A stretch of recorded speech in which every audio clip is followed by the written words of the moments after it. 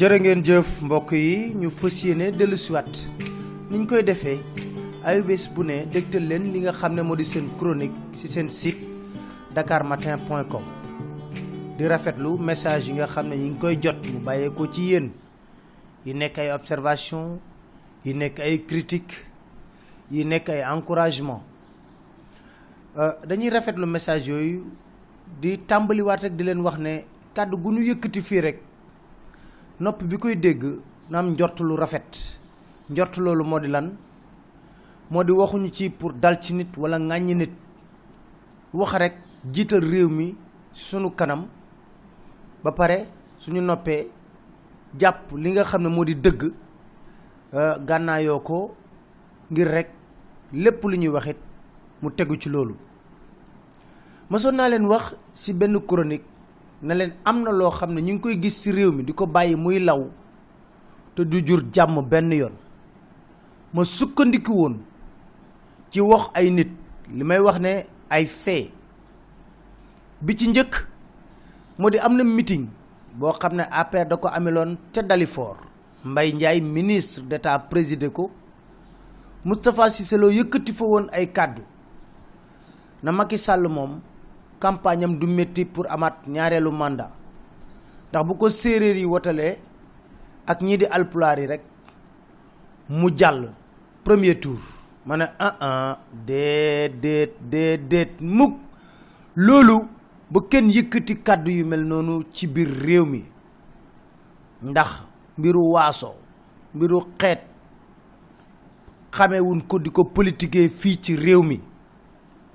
ma fàttali leen na leen ci deuxième tour élection présidentielle Doudou Wade mësoon na ko yëkkati wax ne alpulaar yi ñoo votel Macky Sall boo xoolee vote ethnique la ma toogoon ci télé 2S ne ko je m'inscris en faux ndax fii ci Dakar APR moom moo gagné élection yi te Dakar benn capitale gënu ko cosmopolite munoo wax benn xeet moo fi dominé beneen ndax nattuñu ko ñu foogoon ne wax ji fa lay yem Mbagnick Ndiaye organiser ay meeting ci wetu Sangalkam jënd page ci Populaire wax ne les Sérères se mobilisent pour la réélection de Macky Sall ma toogoon ci émission tamit ci 2S ne leen bàyyi leen wax joojule waaye yomb na yàlla ngeen bind ne les militants de l'APR à Sangalkam se mobilisent pour la réélection de Macky Sall au premier tour boobu sax duggugun sax ci wàcc ay élection sori nañu lool élection 2019 la mais am nañu sañ-sañ ñoom mobiliser natt seen parti ñu ne déetawaay ñu jëm ci référendum Mbagnick Ndiaye ci boppam ne séeréer pire du voter non ma ne déet sama gaañ yi lan moo leen dal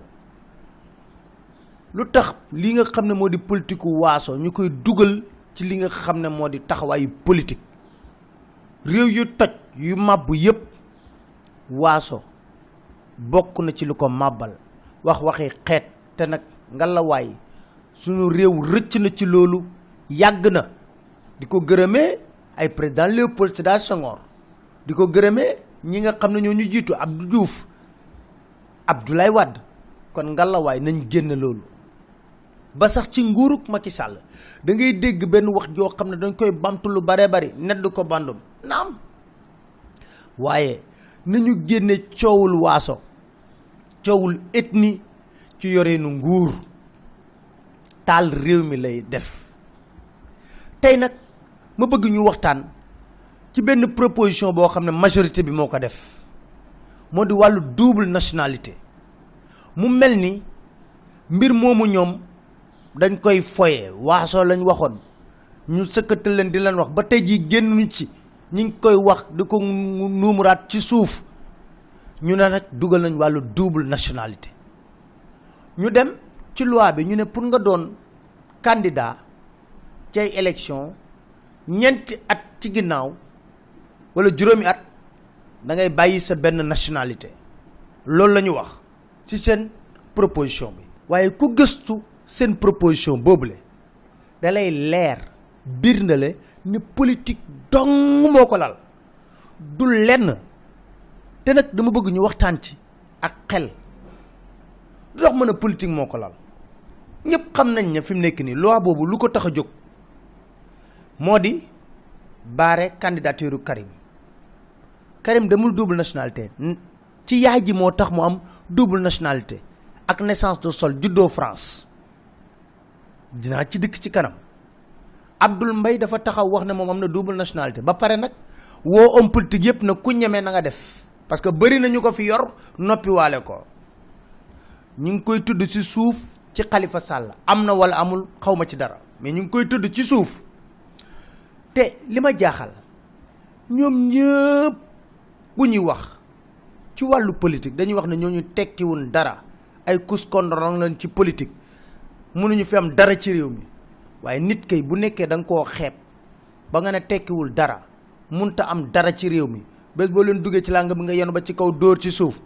bu ko ragal bay manipuler ay loi ba nga bëgg koo xeex parce que damaa jàpp ne ci dëgg-dëgg nit ki boo ko mënee ci politique duma ko avec des armes conventionnelles acceptées dans le jeu politique waaye manipulation loi moo sensible waaye mbir moomu buñ ko defee li gën a ñaaw ci mbir mi moo di kuy waxal yàlla te yàlla tax réew mi bu nekkul ci yëngu-yëngu ba tey jii diaspora bi nekk ci bitim réew jàppale réew mi moo tax kër yu bari bu nekkee ne jooyu ñu ndékki jooyu ñu añ jooyu ñu reer diaspora bee tax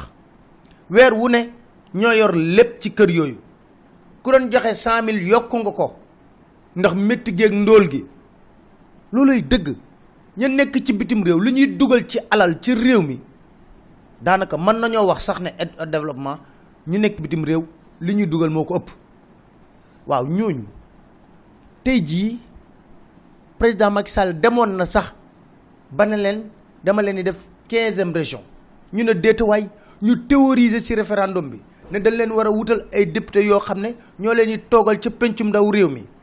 ngir mën leen waxal seeni mébét seeni soxla seeni jafe-jafe waa tey jii ñooñu nga ne seen doom yi nga xam ne ñi ngi juddoo foofu yaroo foofu de fait ñu am nationalité dëkk bi nga xam ne fu leen juddoo yaroo fa di fa jàngeek loolu yëpp nga ne leen yéen ñii donte ay sénégalais ngeen loolu la leen nampatal loolu ngeen di gisee waaye réew mi boo leen fi bëggee ñëw pour bëgg benn poste ñeenti at ci ginnaaw wala juróomi at ci ginnaaw da ngeen di bàyyi nationalité bi ngeen yor foofu leen daanaka wor mi ngi ñëw wor piir a ngoog xaj ak seen dugg na ndax lii dëgg moo di picc nga ci suuf wante xel maa nga ca kaw tey amul kenn ku yewoo ci diaspora bi ku ma ci waxtaan ak saa bu ma tukkee ba dem ba ñëw sa xel rek mooy nan ngay dellu see Sénégal nan ngay daane ne doole Sénégal jege say njaboot toog fii Sénégal bu baax a baax bëri na sax ñu fi ñëw tey jii xale yu bari yoo xam ne yaa ngi leen di gis ci technologie de l'information et de la communication bitim réew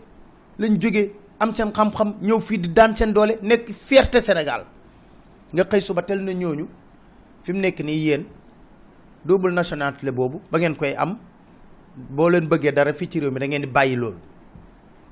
doy na waar te li ma jaaxal ba jaaxal ma ci loolu moo ne de suñu équipe nationale bu football jour bu ñu gis mu juddoo France yaroo France màggee France papa mag yaayam nekk sénégalais dañuy daw di ko wuti di ko njëkkanteeg France lu nañu proposé ko te kooku bu ñëwee maillot bi muy sal maillot Sénégal la drapeau bi ñu ko yëkkatil drapeau Sénégal la juñu ñu koy tëggal hymne national la suñu taarixu réew lañ koy woyal kon ambassadeur la moo kooku de doo ko wax ne ko balaa ngaa football équipe nationale Sénégal da ngay renoncer sa 4 ans auparavant sa nationalité moo tax il faut ñu dellu si wat xel yi politique na yiw di rafet loolu la ñuy xaar ndax rax ci dolli ñu am njiitu réew moo xam ne li ñu waxoon moo dafa juddu après les indépendances am na yenn pratique yoo xam ne buñ ko ci bëggee dugal sax moom moo ko war a bañ nañu civilisé le rapport yi nañuy waxante dëgg te yàlla tax nañuy combattre avec des armes conventionnelles waaye nag jamono yii dafa mel ni loolu dañ ko bëgg a teg fële salfaañe lépp mel ni ku yor sa caterpillar di dajji rek di dem mu mel ni une démocratie boo xam ne en réalité soo xoolee les faits et gestes c'est une forme de dictature rampante li koy firndeel moo di kii nga xam ne moo di président Macky Sall woote wu fi dialogue national coow lépp bëri sëriñ sëpp wax nañ dem ci dialogue national ratatat waxaw fii ñu dem palais présidentiel lu toll ci juróom-ñetti waxtu ñëpp toog mu ne dafa bëgg ñuy waxtaanee réew mi ba jël benn bés boobu mu amoon da koy def léegi chaque année mu nekk jour de dialogue national waaw nga ne da ngay woo sa kujjee politique ci dialogue national yàggatul dara amul nga teg ci weer nga ne dinaa leen yenu ba ci kaw dóor ci suuf nit ñi toog di waxtaanee code électoral pareegun nga jël yóbbu lépp procédure d'urgence ne votel leen ma ko parce que xam nga ne yaa fa am sa majorité mu nekk une majorité mécanique ma ñàkk a wekk sax député yi waaye ñoom nag ñoom ñoo def li leen ñàkk a wegee ñàkk leen respecté honorable yi ñu leen di tuddal dañ ko teggi teg fële acte 3 de la décentralisation procédure d'urgence réforme procédure d'urgence lépp dañ leen di indil kayitu 160 pages na leen voté leen ko tey jii tout de suite te kenn du ko lire ñu sëngam ñëw ay ca voté parce que loolu nag réew mënut a doxee noonu réew mënut a doxee noonu foog ñu dellu soit xel lii nga xam ne Abdou Diouf def na ko Abdoulaye Wade loo ko mën a waxal tamit def na ko fi Macky ne peut pas faire moins waaye nag ñu bëri ñi ngi gis ci xeetu seen doxalin dafa mel ni une dictature rampante nit mën naa taxaw tant que ministre taxaw ci rajo ñu lay wax ne la liñ fi jëlee Seydou Bouya Diakhaté dafa tey xel nga ne comme tey sa xel na nga wàccu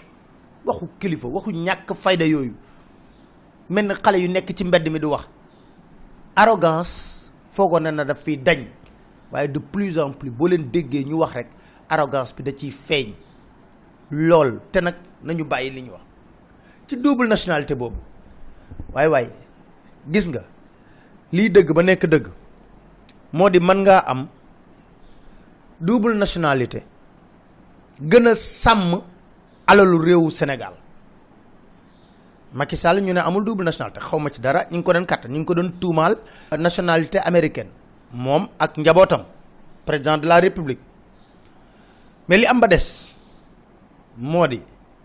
mën nga nekk président de la république mais sa doxalin nga yées ku am double nationalité parce que toppatoo woo protéger woo les intérêts du pays tey jii nañu seetlu 2012 ba 2016 ni France dellusee en force tegaat loxo lépp ci réew mi fan la njëkkee président Macky Sall le 3 avril la def prestation de serment discours à la nation le 4 mu def prise d'armes semaine lañ ci teg mu dem Perron-Élysée jàkkaarloog Sarkozy ne ko lépp loo xam ne muy base militaire Wade jëloon na ko delloo naa la c'est une fierté mal placée ñu ne déetawaay lu xew te boobu France ñi ngi ci digg campagne Sarkozy Hollande kenn xamul kuy gagné nga ñëw delloo leen ma ne nañ def ndànk parce que yow ba ngay campagne ak ba ngay delloo li nga xam ne moo di base militaire yi munoo une semaine nga maîtriser les enjeux de défense ba xam ko soit engagement nga jëloon auparavant ne leen boo leen ma jàppalee ma falu su ma faloo dinaa leen delloo seen base militaire parce que français yi loolu musu leen neex France li nga xam ne moo di base militaire ñu delloo ko lépp retour base militaire yi ñu ne déeta waay weer lañ ci teg ñu annulé appel entrant yi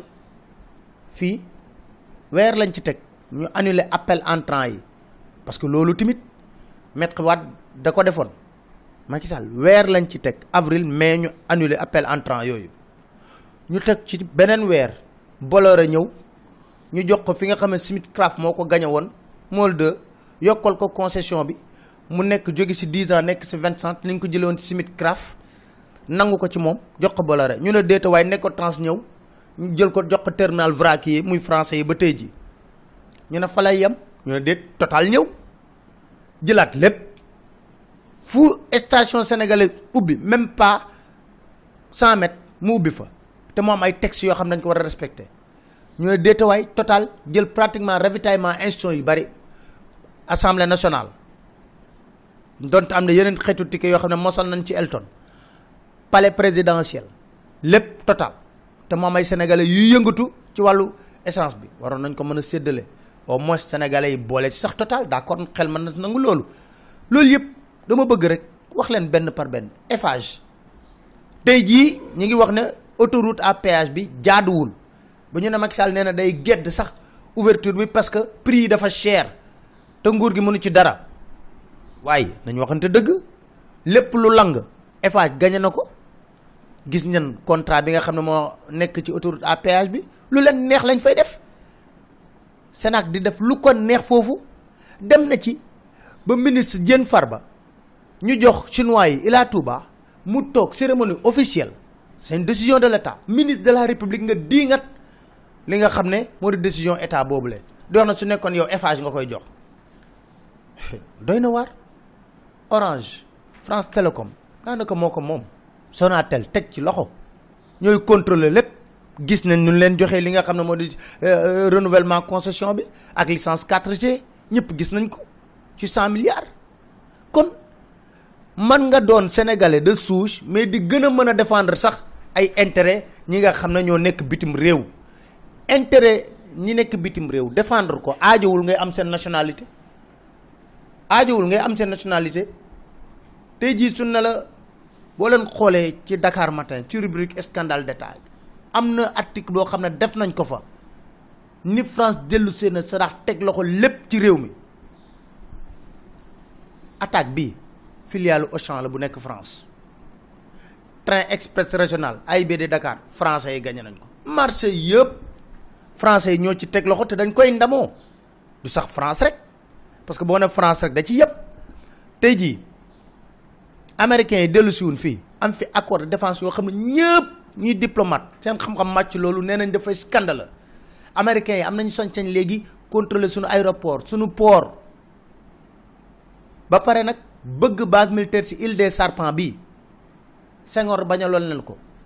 Abdou Diouf bañaloon leen ko Ablaye Wade bañaloon leen ko ñu ngi xaar ñu ngi nguumaraat ne Macky daf leen ko nar a jox kon ay double nationalité yi bu ñu koy wax ne oui c'est pour protéger le Sénégal am un président ki boo xam ne mooy gérer intérêt Sénégal nañ ci teey mën ngaa ñuul kukk juddoo fii amoo dara gën a mën a nekk serviteur ay intérêt extérieur daf fi bari xoola Mohamed VI roi du Maroc fullaam laam ak fayda fu muy jubal si di fa wàcc ay homme d'affaires am lay ànd ak piloté moom ci boppam contrat yëpp ñu signé ko gis nañ suñu président de la république di ko def pourtant na ndaw la de ni Mohamed VI tey jii marocain yi lépp luy projet fii suñ demee ba ay tabax ay kër ay société sénégalaise di jógee fii di dem bitim réew di ko fa def ñu jox ko ay marocain fii Adowa pompier jox leen Diamniadio lu baree bari ñu jox leen ko marocain yooyu bu ñu ñëw fii seen banque lañ fi yor CBAO Attijari léegi wut nañ seen assurance Wafa moo seen xaalis yëpp seen même circuit marocain lay dem li may wax ni secteur privé bi dénoncé na ko barki Dembo Ndiaye nee na le favoritisme qu'on accorde aux étrangers aux investisseurs nous pose problème kon bu ñuy wax ay affaire double nationalité soubassement bi lan la moo di ñoom kenn ku mën a défendre intérêt Sénégal mais dama lay wax ne loolu waxi boy la puude la waxi ku daan si saret la parce que ñi am na ñoo xam ne ñi ngi fii nekk Sénégal mais li ñuy défendre France États-Unis Marocains yi moo ëpp li ñuy défendre intérêt Sénégal sa xol nga koy dugal jiital réew mi mu nekk sa kanam lépp ñor la mais loolu amu fi malheureusement luñ fi gisati li nga xam ne moo fi mujj a bees suñ teenu pétrole yi nga xam ne moom la ñuy wax teenu pétrole yooyu gis ngeen scandale bi ci am Frank Timis début bi kan la lëngoo woon ak Samuel Sarr ba mu demee ba ci digg bi lu mu xool xam ne Aliou Sall moom la magam fa mu dem lëngoo Aliou Sall nu créé leen Petrotim fan la mujjee Frank Timis ñu ne déetawaay nga ne intérêt Sénégal rek ngay gérer Olivier Tanders nga jox ko suñ ñaari puits pétrole te kooku jamono yi ñu ngi ko tëj kaso Roumanie pour lan blanchiment d'argent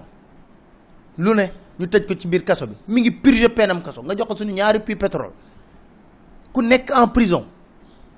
ak yeneen homme d'affaires yu louche yoo xam ne ils sont cœur du système mais nañ waxante dëgg rek jiital réew mi te bañ di politicienne di wax ne wéy double nation bu nekkee ne rek aar réew mi ak sàmm ko moom moo tax damaa wax ne mën nañoo doxee neneen lu dul li ñuy wax teguñu ko fenn nañu xoolaat politique yi moytu di taal daay te du ko fi jar. parce que dafa mel ni kon li nga xam ne moom lañ doon wax ci dialogue national di luñ gëm wuute na wax bi yomb na trop mooy li ngay wax sa jëf méngoog moom. may jeexal di wax benn mbir boo xam ne dama ci am pincement kër ndax ku ko sopp laa mu di kan Youssou Ndour mais nañ waxante dëgg rek te yàlla tax mu ñu jàpp ci vacances citoyennes chaque année nga jël ay millions yu bari këpp ko moom kese moom dong rek mu koy lekk. waaw yeneen artistes yi nga xam ne ñu ngi fii ci réew mi ñoom lan la ñuy def moom mi di Youssou Ndour ku ko sopp laa moom rek laay déglu bëgg ko lool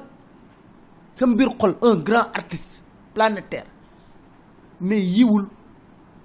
lekk lépp bàyyi ñeneen ñi ndaxte damaa jàpp ne bu ñuy wax vacances citoyennes ministère de la jeunesse yor ko xanaa ndaw ñi si lañ bokk doon na rafet lool ñu may alal jooju nga xam ne dañ koy génne di ko fay benn chanteur ñu may ndawaan yi ñu lekk ci alal jooju tuuti am ci benn 2 millions benn 3 millions mais lépp nga ne ko fobeet lekk yow kese daaw mu bëri coow ren ñu tollantiwaat ko yokkal la sax ay concert akama da neex Youssou Ndour ci boppam ñu woo ko mu ne Mame Mbaye Niang